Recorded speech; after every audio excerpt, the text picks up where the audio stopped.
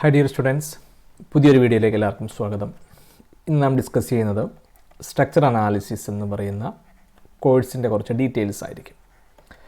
Structure analysis 1 ആണ്. S5 civil സ്റ്റുഡൻസിനാണ് നമ്മൾ ഈ കോഴ്സ് ഡീൽ ചെയ്യുന്നത്. ഓക്കെ, എന്താണ് ഒരു സ്ട്രക്ചർ അനാലിസിസ് കൊണ്ട് ഉദ്ദേശിക്കുന്നത്, അല്ലെങ്കിൽ ഒരു സ്ട്രക്ചർ കൊണ്ട് എന്താണ് ഉദ്ദേശിക്കുന്നത്? നമുക്കറിയാം, നമ്മുടെ ചുറ്റുപാടും ഒരുപാടധികം ബിൽഡിങ്സും അതുപോലെ ബ്രിഡ്ജസും ഇങ്ങനെയൊക്കെയുള്ള ഒരുപാട് ടേംസസ് ഒക്കെ നമ്മൾ കാണുന്നതാണ്, അല്ലെങ്കിൽ ഒരുപാട് കാര്യങ്ങൾ കാണുന്നതാണ്, ഇനി ഫ്യൂച്ചറിൽ കാണേണ്ടതുമാണ് ബിൽഡിങ്സ്. അപ്പോൾ നമുക്കൊരു എക്സാമ്പിൾ എടുത്തു കഴിഞ്ഞാൽ, ഒരു ബീം അല്ലെങ്കിൽ കോളം ഒക്കെ വെച്ചിട്ട് നമ്മളൊരു ഫ്രെയിംഡ് സ്ട്രക്ചർ ഒന്ന് അസ്യൂം ചെയ്യുക. അല്ലെങ്കിൽ നമ്മൾ പോകുന്ന വഴിക്ക് നമുക്ക് കാണാൻ സാധിക്കും ഒരുപാട് കൺസ്ട്രക്ഷൻസ് നടക്കുന്നുണ്ട്, ഒരു ഫ്ലാറ്റിൻ്റെ കൺസ്ട്രക്ഷൻസ് നടക്കുന്നുണ്ടാവും. ഒരു ബീം അല്ലെങ്കിൽ കോളം ഒക്കെ വെച്ചിട്ടുള്ള കണക്ഷൻസ് ഒക്കെ വെച്ചിട്ടുള്ള ഒരു ഫ്രെയിംഡ് സ്ട്രക്ചറിൻ്റെ ഒരു വർക്ക് നടക്കുന്നതാണെന്ന് കരുതിക്കൊള്ളുക. അപ്പം അതിൻ്റെ മുകളിൽ, അതായത് ഒരു ഫൗണ്ടേഷനൊക്കെ കെട്ടിയിട്ടായിരിക്കും നമ്മൾ ഈ പറയുന്ന സംഭവമൊക്കെ കൺസ്ട്രക്ട് ചെയ്യപ്പെടുന്നത്. ഒരു ഫ്രെയിംഡ് സ്ട്രക്ചർ ബീം കോളം ഒക്കെ വെച്ചിട്ട് നമ്മൾ കൺസ്ട്രക്ട് ചെയ്യപ്പെടുന്നു എന്ന് കരുതുക.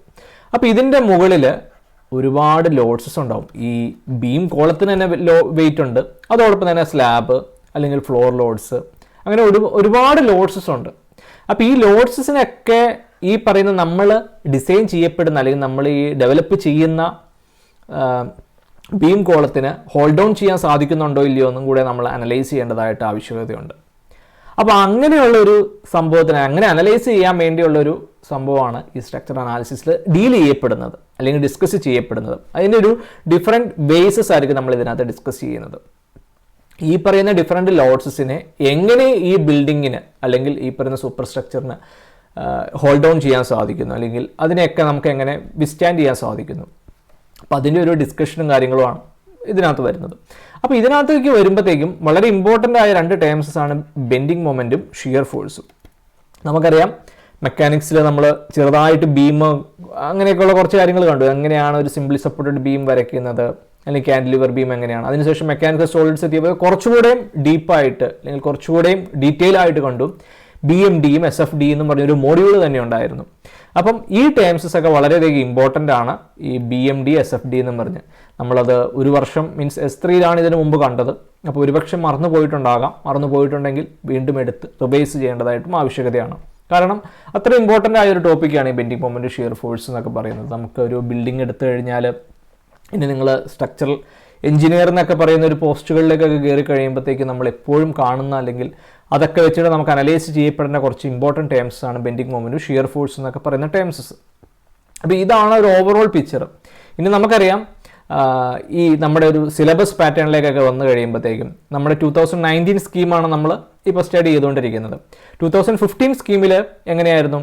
SA1 ഉണ്ടായിരുന്നു, SA2 ഉണ്ടായിരുന്നു, SA3 ഉണ്ടായിരുന്നു. അതായത് 3 സബ്ജക്റ്റ് ആയിരുന്നു ഉണ്ടായിരുന്നത്.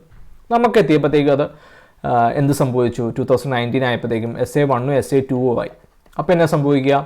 ഈ 3 മീൻസ് ഈ 3നെ എടുത്തിട്ട് 2 ആക്കുകയാണ് ചെയ്തിരിക്കുന്നത്. അപ്പം സിലബസിൽ കുറച്ച് കണ്ടന്റുകൾ കൂടിയിട്ടുണ്ട്. നമുക്ക് കഴിഞ്ഞ ഇപ്പോൾ 2015 സ്കീമിൽ SA2 പഠിക്കേണ്ട കണ്ടന്റുകൾ കൂടി നമ്മുടെ ഈ ഒരു സിലബസിനകത്തേക്ക് കടന്നു വരുന്നുണ്ട്. അപ്പം ഡെയിലി നമ്മളിത് പഠിച്ചു കഴിഞ്ഞാൽ, അല്ലെങ്കിൽ അപ് ടു ഡേറ്റ് ആയിട്ട് കാര്യങ്ങൾ നോക്കിപ്പോയി കഴിഞ്ഞാൽ നമുക്ക് വളരെ ഈസി ആയിരിക്കും മുമ്പോട്ടുള്ളത് പഠിക്കാനൊക്കെ ആയിട്ട്. കാരണം എന്താണെന്നുള്ള കോൺസെപ്റ്റ് വളരെ ക്ലിയർ ആണെങ്കിൽ നമുക്ക് വളരെയധികം ഈസി ആയിട്ട് വർക്കൗട്ട് ചെയ്യാൻ സാധിക്കുന്നതാണ്. അപ്പോൾ ആ കാര്യം ഒന്ന് ശ്രദ്ധിച്ചോളുക. ദെൻ നമുക്ക് സിലബസിൻ്റെ ഒരു ഓവർവ്യൂ ജസ്റ്റ് ഒന്ന് നോക്കാം. ഓക്കെ, നമുക്കറിയാം 5 മോഡ്യൂളാണ്. എക്സാം പോയിന്റ് ഓഫ് വ്യൂവിലൊക്കെ നോക്കി കഴിഞ്ഞാൽ part A, part B as usual, അതൊക്കെ ഇതിനകത്തൊന്നും വ്യത്യാസമില്ല. നമുക്കറിയാം, ഇപ്പോൾ ഈ ഒരു കേസ് നോക്കിക്കഴിഞ്ഞാൽ മോഡ്യൂൾ 1 വളരെ ഇമ്പോർട്ടൻ്റ് ആയിട്ടുള്ളൊരു കേസ് എന്ന് വെച്ച് കഴിഞ്ഞാൽ ഏതൊക്കെയാണ് വരുന്നത്? ഒരു ട്രസ്സിൻ്റെ അനാലിസിസ്, ഒരു ട്രസ് വർക്ക്. നമുക്കറിയാം, ഒരു ഓഡിറ്റോറിയം ഒക്കെ എടുത്തു കഴിഞ്ഞാൽ അതിൻ്റെ മുകളിൽ മിക്കവാറും ഒരു ട്രസ് വർക്കൊക്കെ ആയിരിക്കും ചിലപ്പോൾ വർക്കൗട്ട് ചെയ്യുന്നത്. അപ്പം ആ ട്രസ് വർക്കിൽ എങ്ങനെയാണ് അതിൻ്റെ അനാലിസിസ്, അതിൻ്റെ ഓരോ മെമ്പേഴ്സിലുള്ള ഫോഴ്സസ് എങ്ങനെയാണ് വരുന്നത്, അങ്ങനെയുള്ള ഡീറ്റെയിലിംഗ് ആയിരിക്കും. നമ്മളത് യൂസ് ചെയ്യുന്ന 2 മെത്തേഡ്സാണ്, മെത്തേഡ് ഓഫ് ജോയിൻറ്റും മെത്തേഡ് ഓഫ് സെക്ഷൻസും. ഡീറ്റെയിൽ ആയിട്ട് നമുക്ക് നോക്കാം.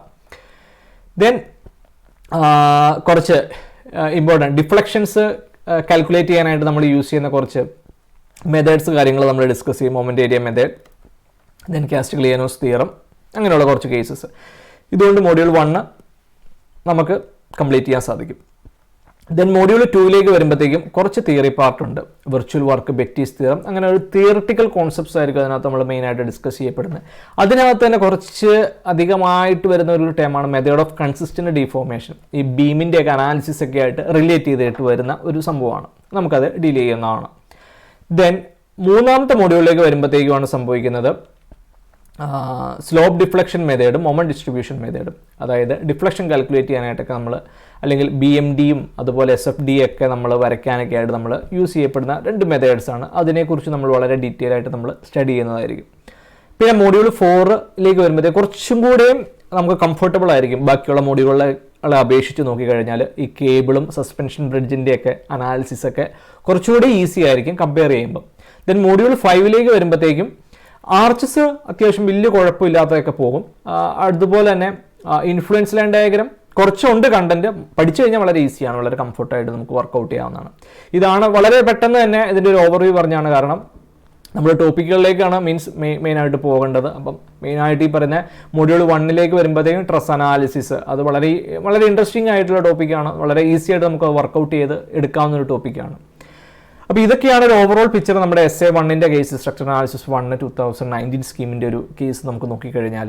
അപ്പം നിങ്ങൾ ദയവ് ചെയ്ത് ഈ പറയുന്ന BMD SFDയുടെ കോൺസെപ്റ്റുകൾ ക്ലിയർ അല്ലെങ്കിൽ ദയവ് ചെയ്ത് അതൊന്നുകൂടി ഒന്ന് നോക്കി തുടങ്ങുക. വളരെ ഈസി ആയിട്ട് നമുക്ക് ഈ ഒരു കോഴ്സ് വളരെ ഈസി ആയിട്ട് പഠിച്ചെടുക്കാവുന്നതാണ്. So thank you.